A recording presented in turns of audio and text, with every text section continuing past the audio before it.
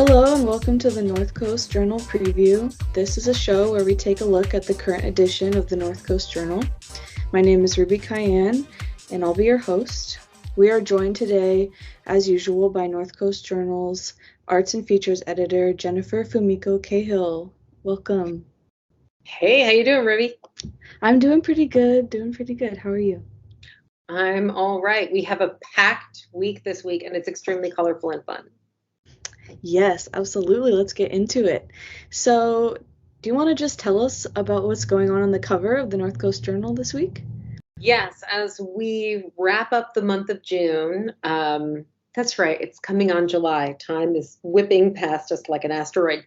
But as we wrap up June and Pride Month, we have a cover story this week that is largely photos, and most of which are taken by locally beloved Jose Cazada, who went to the Pride events over the weekend, this past weekend. Lost Coast Pride, which is based down in Ferndale, and which has been the subject of much controversy and bigotry over the past year, organized yet another Pride event. And this is only like their third year doing this, I think. I think it's the third year. I could be wrong, could be fourth. And it was a big one.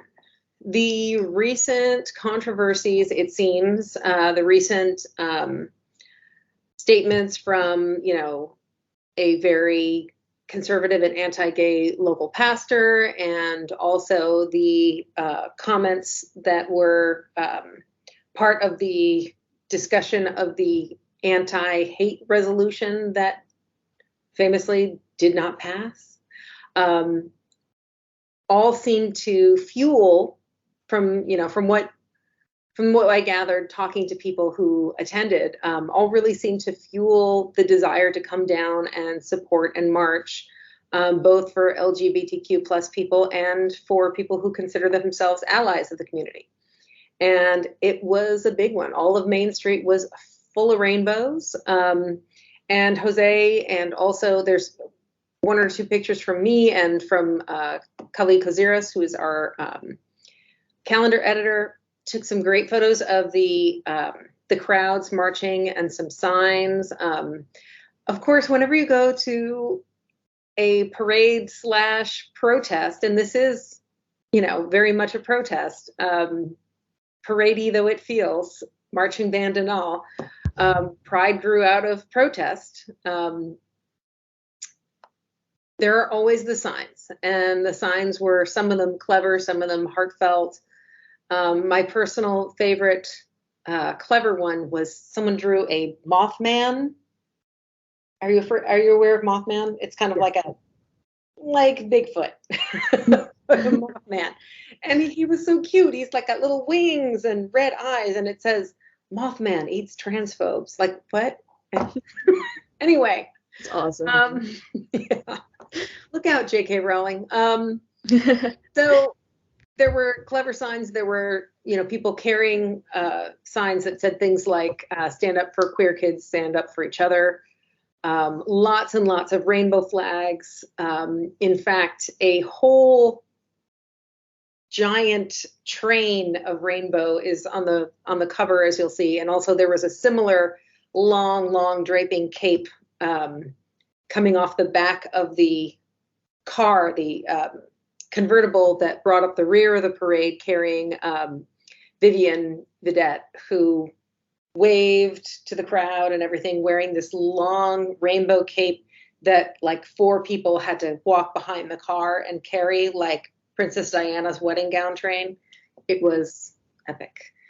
There were lots and lots of folks who were in marching band form with painted instruments, and Yeah, it was a very festive event, but it was also one that was very much a political statement of solidarity and a move against the rolling back of human rights for LGBTQ plus people, particularly trans people in America over the past couple of years.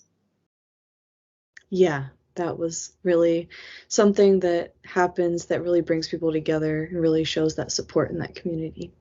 Do you have any final thoughts on that story? Anything else about it? Yeah, once it goes online Thursday, the slideshow will be available for you to click through, and there are some really, wonderful kind of local humanity photos that Jose captured, and it's just a lot of joy too. Like I said, it's a protest, but there's also a lot of queer joy, and I think one of the things that makes me happy about these photos is that they are not only about a problem, right? When we talk about marginalized communities, we frequently talk about, we talk about them in the context of a problem or their rejection from mainstream society. But in these photos, we also see people just embracing each other for who they are and being joyful. And there was one person that was carrying a sign that struck me that said, "You can't stop my trans joy." And it's great to see. Absolutely. I'm so glad that everyone came together for that. So next, I think we're going to talk about a story that has to do with sea otters, and I'd love to hear about that from you, Jennifer. Yes. Can we take a moment for otter appreciation? A lot of river otter love here in Humboldt County, and in this paper, we've had lots of stories and photos, especially Mark Larson, who I think is officially now an otter stalker. He's taken so many pictures for us of river otters. They're cute, they're playful. They are sometimes, in the bay, but are they in the sea? No, sea otters are different, friends. Sea otters, the less sleek, more mustachioed variety of otter, frequently seen in TikToks, holding hands and floating, everybody's favorite. They used to be plentiful up here, but their thick, beautiful coats, sadly, the very thing that makes them adorable also made them overly hunted. So otter populations, for that reason, among others, took a dive, and we don't really have sea otters up here, but some folks are looking into bringing them back. There was a meeting on Sunday, and Kim Ware, our digital editor, went to that and reported on it. There was a woman there named Lillian Carswell, who is the, let me make sure I have this right, U.S. Fish and Wildlife's Southern Sea Otter Recovery and Marine Conservation Coordinator. Otter Wrangler is what I'll be calling her. She was kind of talking to people about a proposed program and study. They're still learning more, and there's more to learn, that would involve bringing the otters back. Kind of cool. I like to imagine them eating all those greedy purple urchins that are destroying the kelp. But they were, as Kim notes in her story, nearly driven to extinction by the fur trade. And there's a 900-mile gap separating the northern and southern sea otter populations. It used to extend basically all the way from like Baja, Mexico, up to northern Japan, which it's wild, right? To think of the same animal living in those really varied climates. But they were all, along the Pacific like that. And then Humboldt and Mendocino are or were, great environments for them, and possibly could be again. So they're talking now about what it would mean to reintroduce the animals to the ecosystem, what impacts it would have, what it would take, because you can't just, move one piece without disturbing others. It's like ecological Jenga. So it was an interesting story, and I'm really hoping selfishly that we get adorable, cuddly sea otters up here. I promise not to approach them. Uh, but it's a great story, and I'm sure Kim is going to be following up on it. Kim, who is kind of our condor lady, I see a future for her as otter lady as well. I have to agree with you that selfishly I would also love to see them. They're the cutest little things. Yeah, that would be great. So fingers crossed that it's a good move for the ecosystem. If they need anyone to like hold the babies, I'm here. I'm available. Oh, and we also have a big story that is going to be expanded upon. I want to make sure to bring in, we have the Humboldt County Fair coming up, and tickets are going to be on sale soon. The theme has been announced. It's ribbons, rides, and racing. It's like a whole thing. And you've been reading, I hope, along as Linda Stansberry has been writing about efforts to bring horse racing up and the kind of difficulties of getting horses that race elsewhere to come up and run on our tracks. Yet another obstacle is in place. It looks like the earthquake damage from this winter's quakes has left the grandstands at the fairgrounds red tagged. And red tag means it's not suitable for use or habitation, and they're going to need a lot of extensive work done. She went to a recent meeting, a fair board meeting, and found out that, in fact, the price tag for the fix is about $1 million. Ooh. Yeah, so this is tough for anybody, but the fair is already having some problems, right? They're not having it easy. It's struggling a bit financially. You may recall that there was a bookkeeper who was busted for alleged embezzlement at a nonprofit, same bookkeeper that the fair was using. And now that's being investigated by the FBI, and there haven't been charges in that related to the fair or anything like that, but it is a possibility that, they might have experienced some loss there. There's a financial struggle. They're really doing their best to bring horse racing up. It's a major draw to the fair. I know our producer, Matt Knight, is right now clutching his rabbit's foot and spitting over his shoulder, hoping that horse racing comes up to Humboldt County. But it's a big price tag to pay. Yeah, that's very expensive. And with all those factors you mentioned, with probably losses they felt over COVID, I can't imagine the pressure that they may be feeling to bring this up and get this happening so the community, can enjoy it. But my fingers are crossed on that one too. There's a lot of hoping going on. The fair is a really big economic driver for Ferndale. And, it draws a lot of people from around the county, but also from out of town, right? It's a big tourist draw. And horse racing is a big part of that. Those years taken off during COVID can make a dent, right? The money that you accumulate from one year spent on the next year, that really hurt to have those years off. So as the fair kind of struggles to get back up on its feet, this is another blow to the plan. And I guess we'll see. We've got until August is when the fair is meant to come. That's a very fast turnaround for these kinds of repairs and for a lot of money. So we'll see what happens.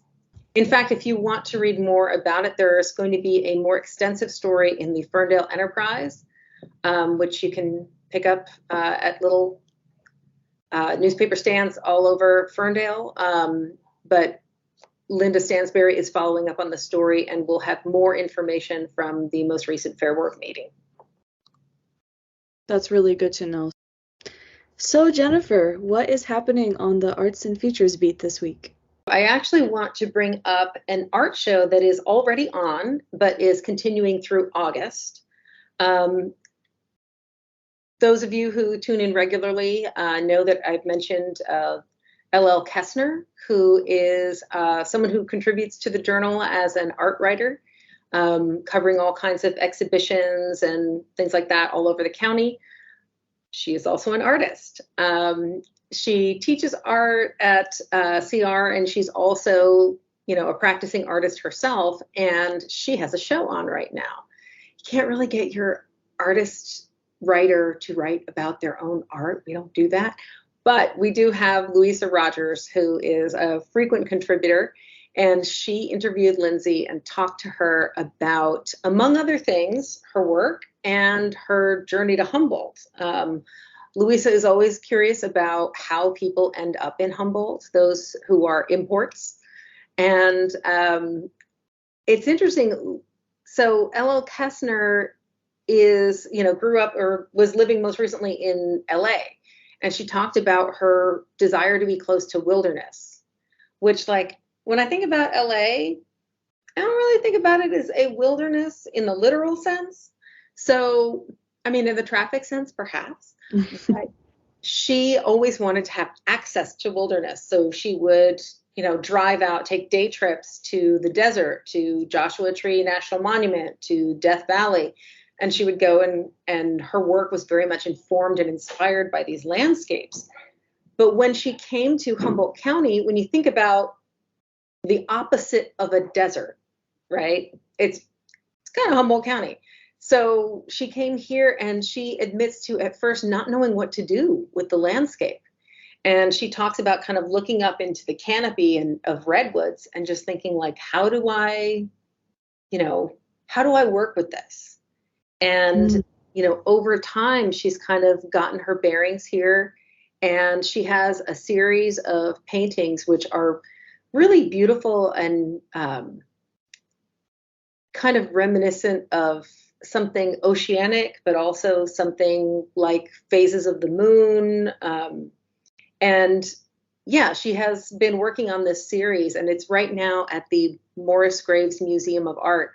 And yeah, I urge you, whether you have a membership or you're going to swing by on Arts Alive Night, which I think is the 1st of July, go and check it out. It's really beautiful. And I'm just so happy that we're able to look at her work. She has, L.L. Kessner has really great insights on other people's work. And it's lovely to see her work and get to know her creative process. And I'm very grateful to Louisa for taking the time to go and talk about it and really get a look of how it's made, where it comes from, and how our county, our surrounds have really influenced her work. That sounds very beautiful.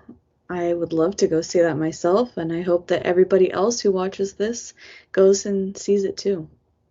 Yeah, it's great. And, honestly, going, Arts Alive, you kind of have to go into the Morris Graves Museum. It's one of the required stops, right? Mm-hmm. But it is a really great space to go and look at artwork. It's just a pleasure to be in those rooms, to kind of walk through that big rotunda and look at all the gorgeous tile and just the architecture of this former, I think it was originally a bank and then it was a library, or maybe I have that backwards. But it makes for some beautiful spaces to go look at art too. Yeah, the architecture, that building is one of the rare buildings in this area because it was kind of developed so recently. It kind of has that older feel to it. It's really cool. It's gorgeous. Also, on Arts Alive nights, there's usually music, and it's lovely to go and listen in the rotunda. Absolutely. Absolutely. Well, that is really cool. Is there anything else on the calendar that's coming up you feel like people should know about? Yes. Our calendar editrix, Kali Kaziris, has gathered a bunch of stuff. If you are like, oh, where should we go see the fireworks?